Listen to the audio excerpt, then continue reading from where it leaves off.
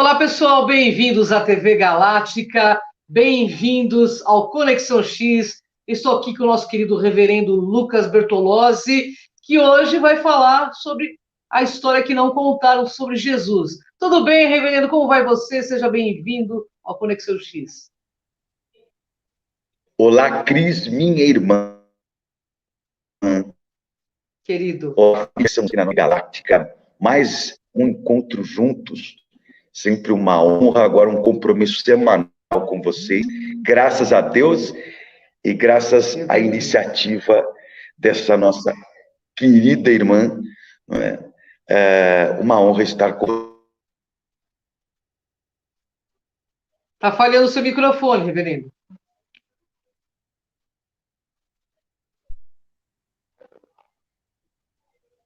Deu uma falhadinha.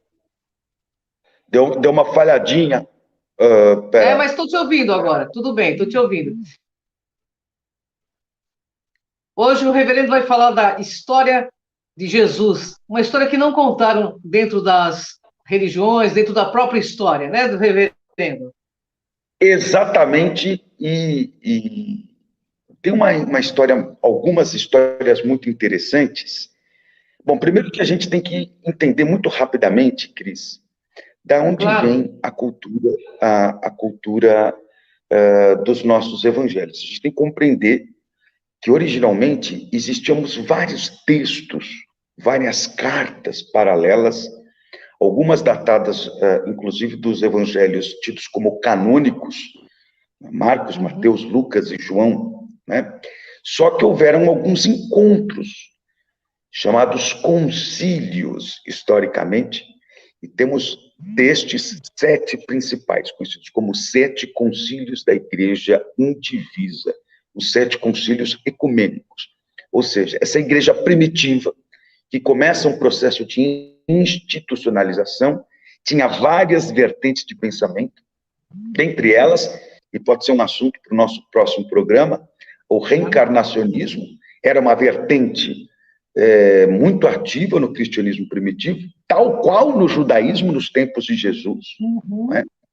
E nós tínhamos várias linhas de pensamento paralelas. Então, para que esse processo fosse mais ou menos unificado, e aí também, paralelamente a um processo de romanização dessa igreja primitiva, onde o chefe da cátedra de Pedro, né? E por que eu faço historicamente? Porque não era Roma, era Antioquia. Né? O patriarca da igreja de Antioquia é verdadeiramente o verdadeiro herdeiro de Pedro Apóstolo, dos 12, né? Considerando até Matias, no caso, já substituindo Judas Iscariotes. Né? Então, mas, enfim, há todo um processo histórico de lapidação, de romanização, e dali começa também a surgir a figura papal, tal qual nós conhecemos hoje. E muitos, então, desses textos, eles passam a serem retirados e banidos. Alguns que realmente tinham ideias muito, até infantis e efetivamente lendárias acerca do próprio Cristo, né? E outros, talvez, por incomodarem a linguagem universal majoritária que começou a ser adotada. Rubem Alves, um dos grandes pensadores brasileiros, inclusive ele foi teólogo e pastor presbiteriano, né? Ele dizia que a heresia é a verdade de quem perdeu, é a verdade da minoria. Não é? Então, aquilo que foi estabelecido majoritariamente teceu um fio condutor doutrinário que nós temos no chamado credo, né? Que é tão usado, inclusive, pelas benzedeiras, o chamado credo dos apóstolos, que é um resumo dessa fé da igreja que passa a prevalecer a partir do Concílio de Constantinopla, século V. E dentre essas várias histórias, nós temos algumas emblemáticas e que até hoje desafiam a igreja cristã, tal qual nós conhecemos, sejam elas de tradição católica, e aí eu coloco as igrejas históricas, né? Os irmãos ortodoxos do Oriente, nós, anglicanos, os veterocatólicos dos Países Baixos, as chamadas igrejas católicas nacionais, além da própria Igreja Católica Romana, ou mesmo as igrejas protestantes. elas são desafiadas a explicarem algumas dessas questões e não conseguem. E nós temos duas muito emblemáticas, pessoal, do Conexão X. A primeira fala sobre, na verdade, uma relação efetiva que Jesus teria tido com Maria Madalena. Nós já explicamos no programa passado que essa é uma tese quase que unânime no mundo cigano e que fica nos corredores, nos bastidores dos acampamentos ciganos. O problema, Cris, é que a história diz a seguinte, que Jesus, ele na verdade não acabou morrendo na cruz.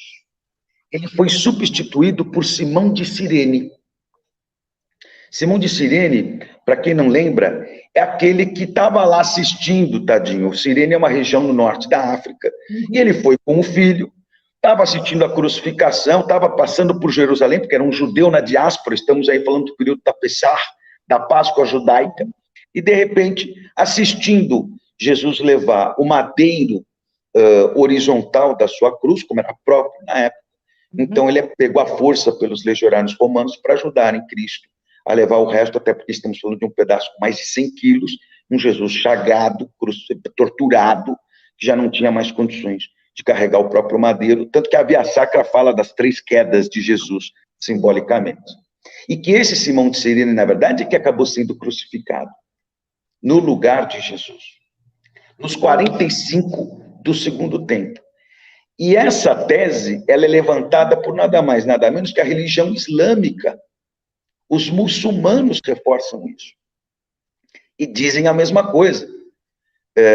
E nós vamos ter uma frente, a partir do Corão, textos paralelos da teologia islâmica, do século VI, VII, que vão reforçar isso sistematicamente. E vão dizer o seguinte, que Jesus,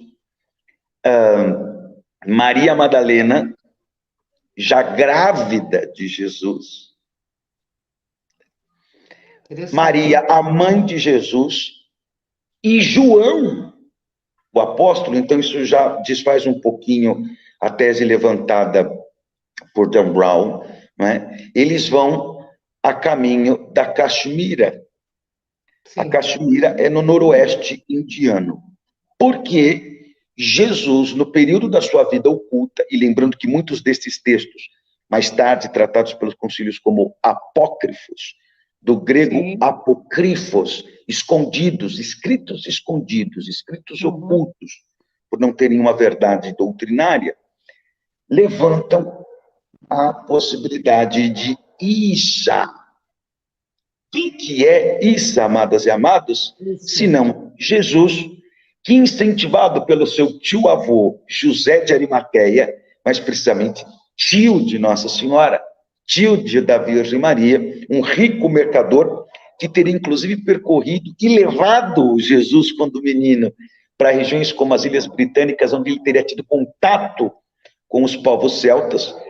E olha, isso é tão emblemático, amadas e amados, que até hoje, na região da Cornualha, onde nós temos a emblemática Stonehenge, né, que inclusive é palco de estudos não só druídicos, como ufológicos, e a Cris sabe muito bem disso, temos uma árvore, um pé de árvore, se não me falha a memória, de laranjeira, ou algo nesse sentido, que ele misteriosamente, todos os anos, floresce. Ele levanta um aroma, assim, extraordinário, fora de época, em pleno inverno. Que interessante, hein? Quando estamos na região, nas proximidades da festa natalina. E a tradição desses celtas cristãos diz que essa árvore ela foi bem abençoada porque Jesus, ainda menino, numa dessas viagens, acompanhando o seu tio-avô José de Arimateia, urinou no pé dessa árvore. Ele abençoa a árvore. E é interessante que todos os anos é feita uma guirlanda natalina, especial com as flores dessa árvore, entregue à sua majestade, a Rainha Elizabeth, ou seja, quem for o rei do Império Britânico, todos os anos desde então. Então, para vocês verem que nós estamos falando de expressões fortes, grandes, que fomentam isso. E dentro desse processo, Jesus teria sido levado a conhecer as regiões do extremo norte da Índia, até as fronteiras com o Nepal. Mais tarde, um arqueólogo inglês, percorrendo, em pleno século XIX, monastérios do budismo Vajrayana, o budismo tibetano, na atual região onde hoje é o Nepal, na época pertenciam todos ao grande império do Indo, ao grande império indiano, que foi um expoente em tempos antigos. Lembrando que até onde Buda nasceu, atualmente é território do Nepal, mas era então território indiano. Foram encontrados manuscritos em tibetano clássico, decodificado por Padmasambhava, que foi quem levou o budismo ao Tibete oficialmente no século VII. E desse mesmo período, do século VII, são datados esses textos que a arqueologia encontrou em pleno século XIX, e que falam da figura emblemática de um homem conhecido como Isha, onde em sua terra natal, Isha significaria a divindade que salva, Deus que salva. De fato, em hebraico, Yeshua vem dessa expressão, Deus salva, Yahoshua.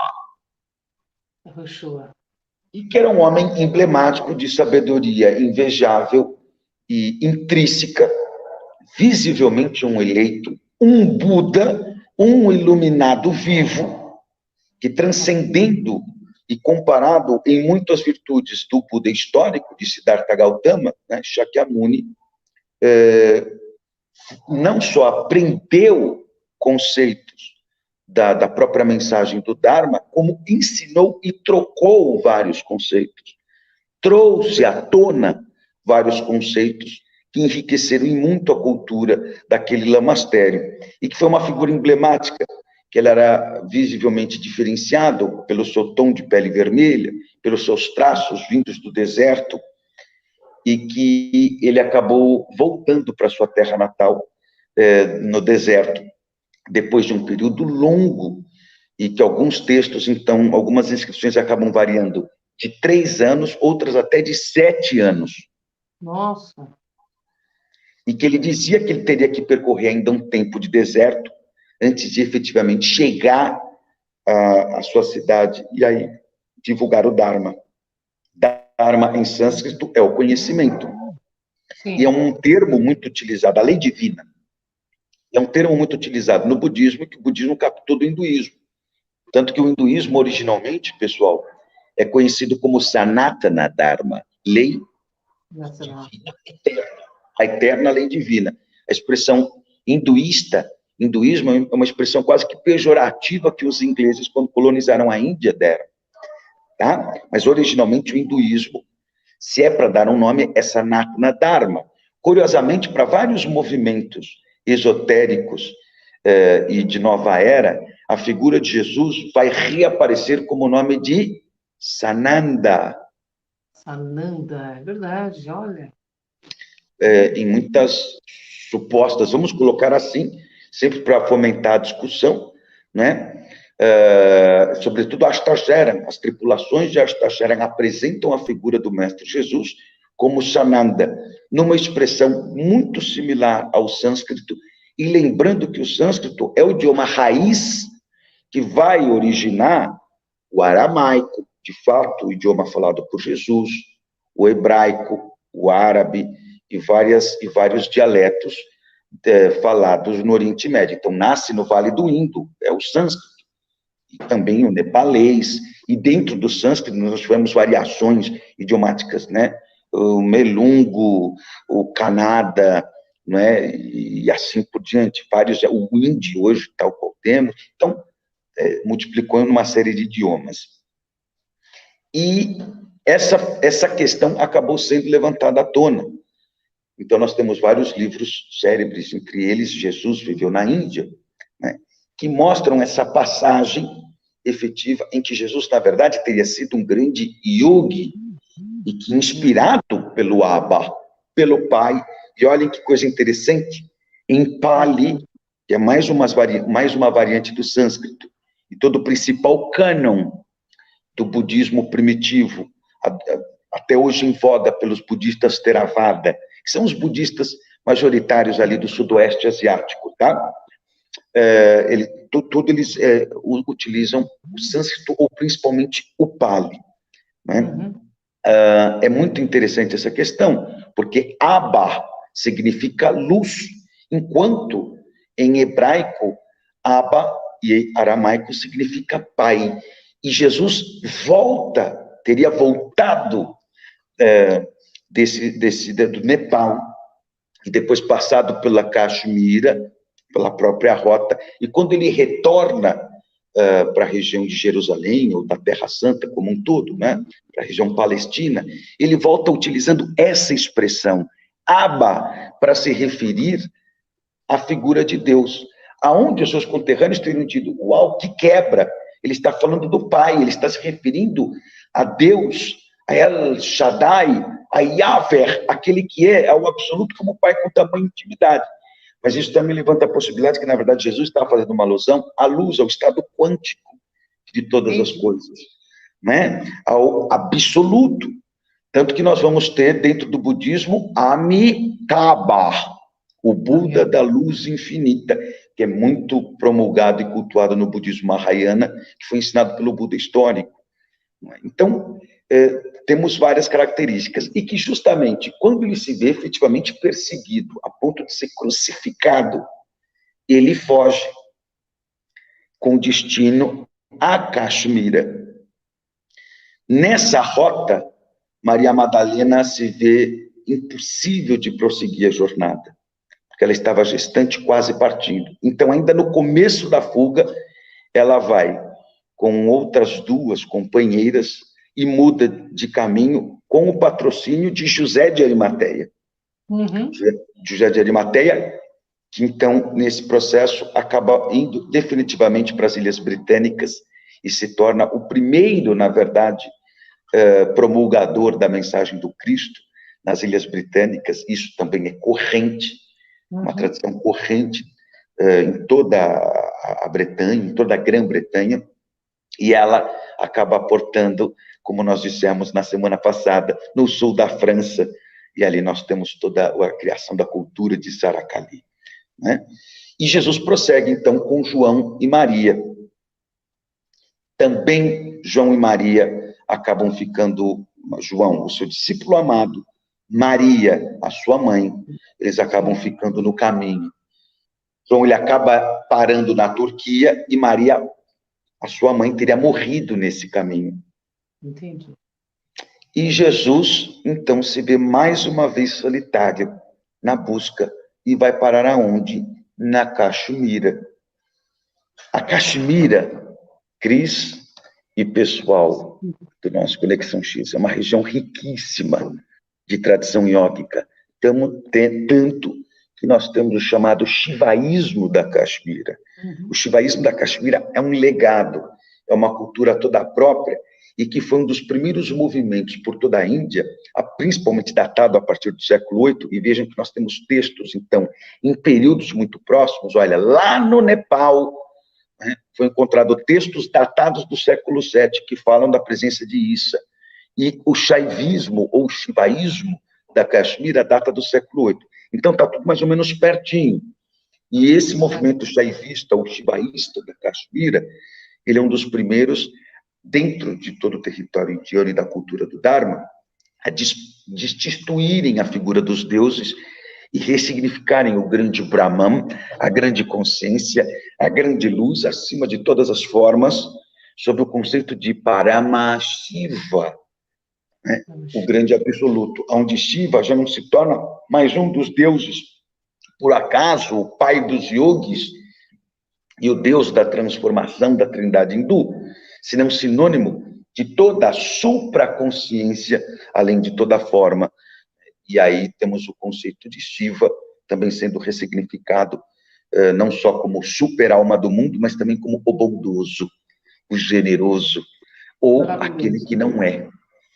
Então, nós temos um impacto muito forte aí, e que começa na Caxemira, misteriosamente. E para muitos dos estudiosos, esse impacto se dá pela presença de Issa, que retorna, não sobe para os Himalaias, fica na Caxemira, difundindo uma nova cultura, que resgata que de fato é a antessala do Advaita, do hinduísmo, que é justamente essa cultura da única consciência. Então, destituem os deuses como seres individuais, traz, por influência do budismo, a cultura do absoluto, mas não é um absoluto vazio, como prevê o Buda, a Shunyata. É um absoluto consciencial, sim. É o Abba, é o pai, que é uma mãe. E que todo, na verdade, esse trabalho teria acontecido por causa da difusão da mensagem de Jesus, que acaba trazendo o conceito de monoteísmo judaico, e nós sabemos que esse conceito de monoteísmo judaico não começa com Abraão, ele começa antes de Abraão, no Egito, com Akenaton, é o primeiro que vai usar do arquétipo de Ra, não é? Para ressignificar o sol por detrás do sol, o absoluto, e já falamos isso aqui no programa, são mais um dos tantos temas para mais dos nossos encontros. Os nossos índios acabam tendo essa cultura, olha essa coisa louca, com o Yamandu, o sol por detrás do sol, realmente a supraconsciência vazia e ilimitada. Olhem só como as coisas se encontram, né?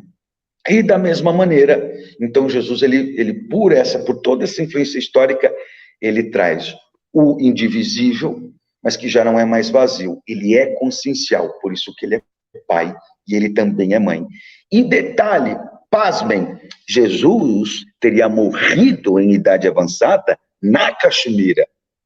E até hoje existe o túmulo de Issa na Caxemira.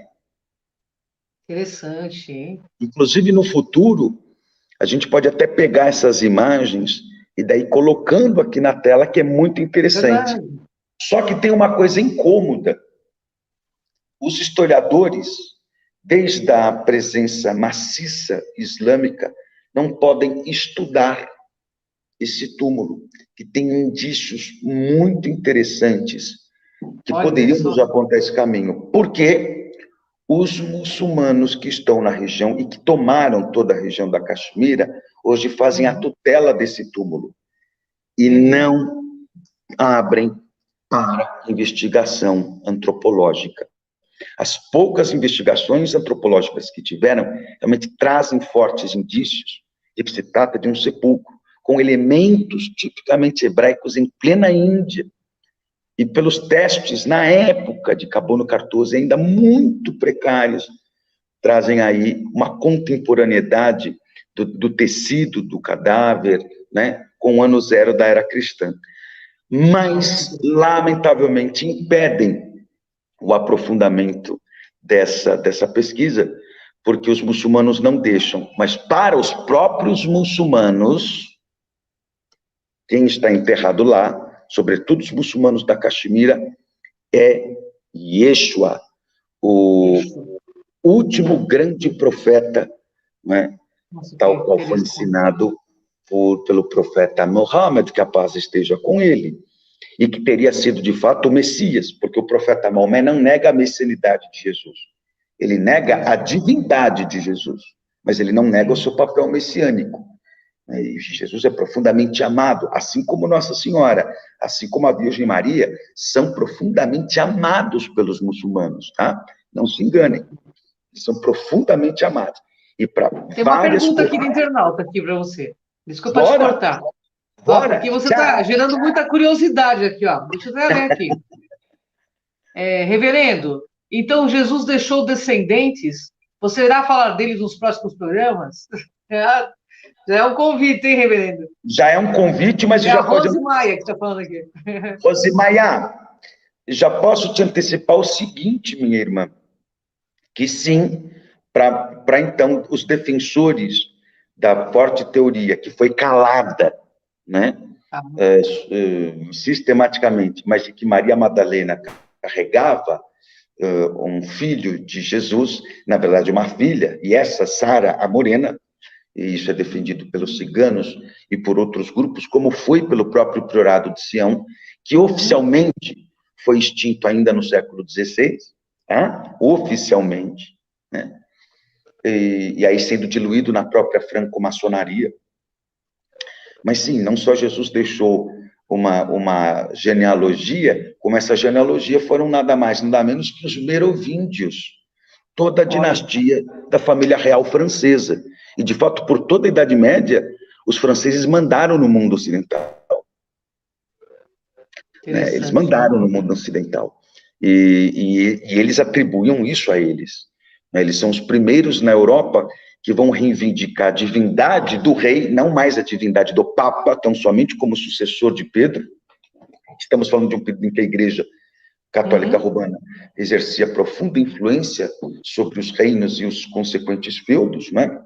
Mas a figura do rei francês se colocava, parafraseando o que já acontecia no Oriente, como justamente ungidos diretamente por Deus. Da onde eles se justificavam? Porque nós temos a genealogia do próprio Cristo.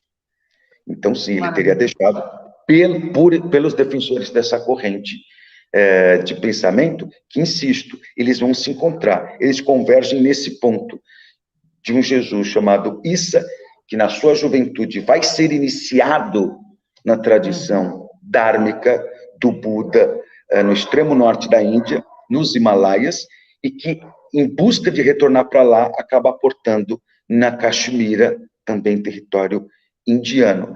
Então, esse é um ponto de convergência que, para quem acredita que Jesus esteve na Índia, para quem acredita que, independente de Jesus estar na Índia ou não, ele teve um filho com Maria Madalena, para quem acredita que esse filho tenha sido, eventualmente, Santa Saracali, não importa, o ponto convergente é esse.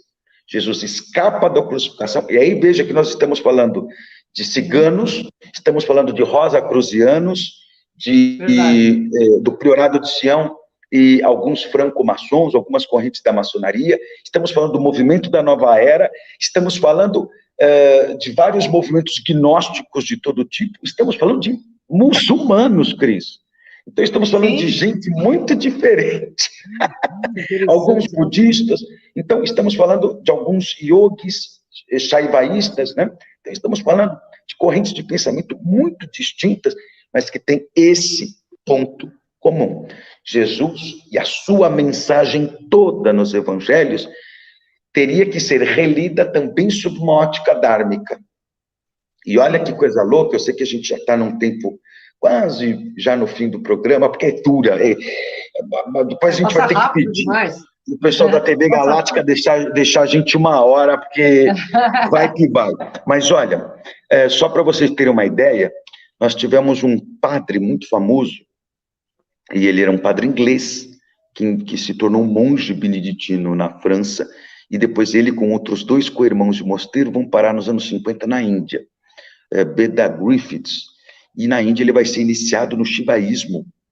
Ele e os seus 2 companheiros, padres, ele vai receber o nome de Swami Dayananda, a bem-aventurança da compaixão, e ele montou um ashram no sul da Índia chamado Shantivanam, ou Satchitananda Ashram.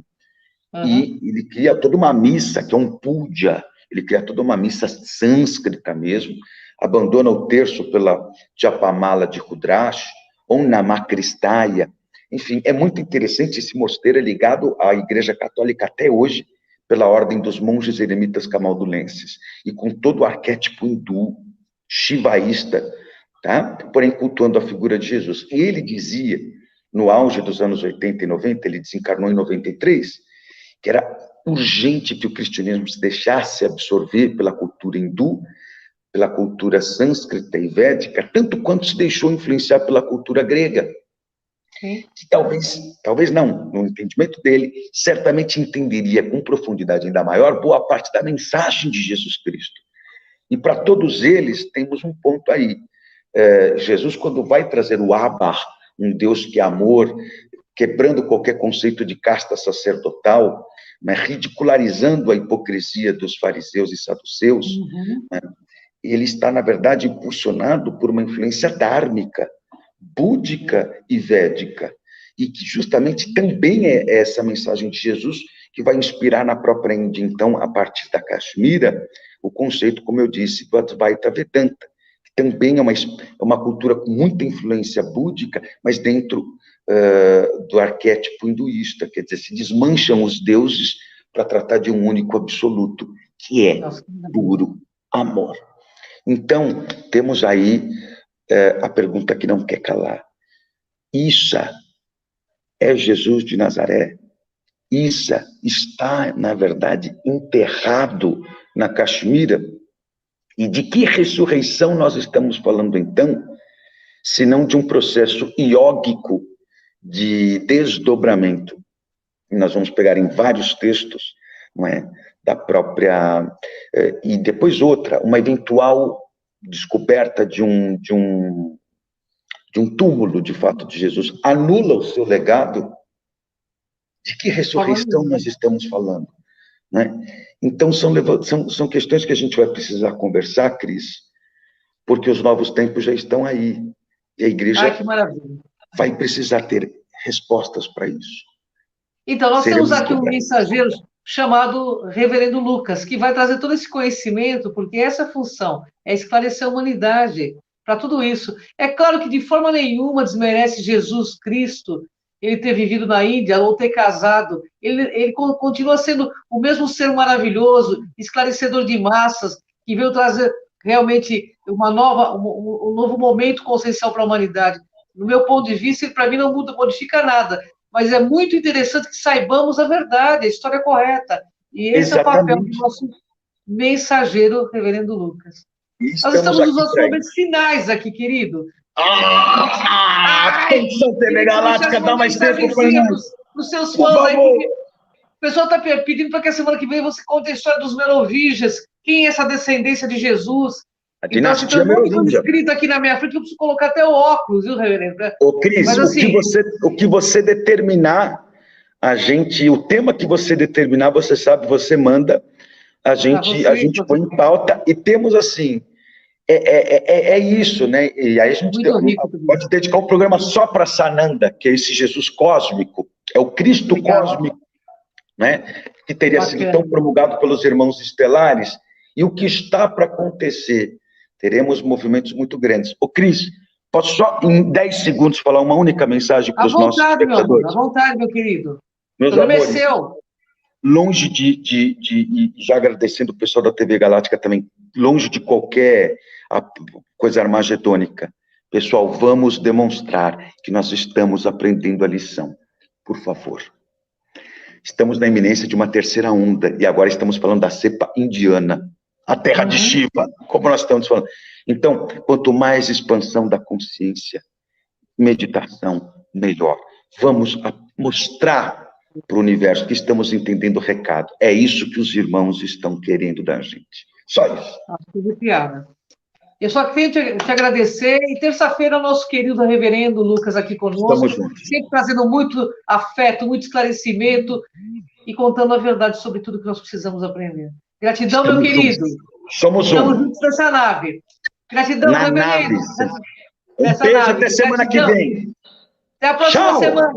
Porque espiritualidade, pessoal, é cultura. Vem com a gente nessa jornada.